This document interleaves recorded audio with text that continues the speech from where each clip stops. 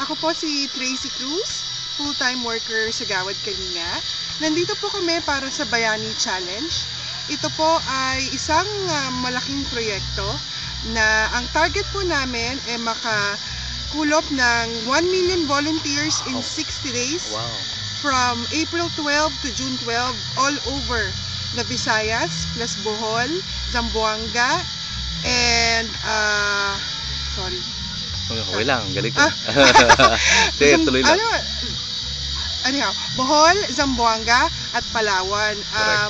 Ang prioritize po namin dahil po sa mga nangyaring sakuna last year, yung mga victims po ng Typhoon Yolanda. Ito po ang ginagawa namin sa Cebu ngayon.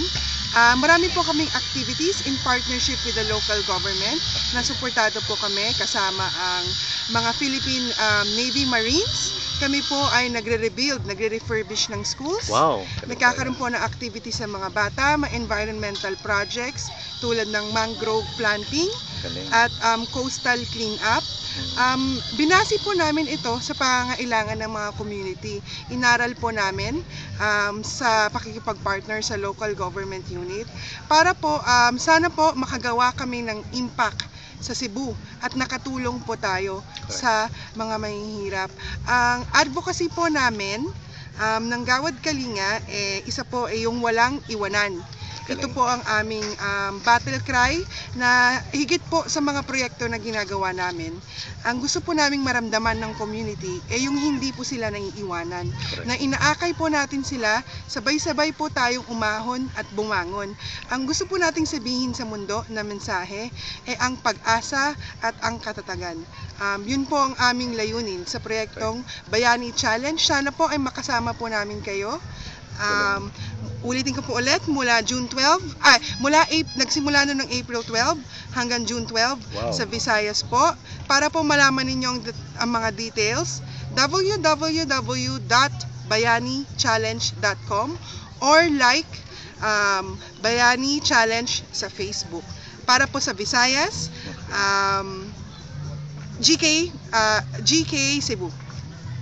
Galing. Okay. Kumusta yung yung mga nakaraang araw? Parang masaya yung mga volunteers niyo. Kwento mo naman. Opo, sige. Ang mga volunteers po namin, meron din po kaming mga dayo na volunteers. Nakita lang nila yung website namin. Ito po ay galing sa Europe, sa Germany, at sa England. Galing, no? Opo. Tapos nagpunta po sila dito. Kasama po yung mga iba pong volunteers mula din sa Luzon at mga karatig na mga lalawigan.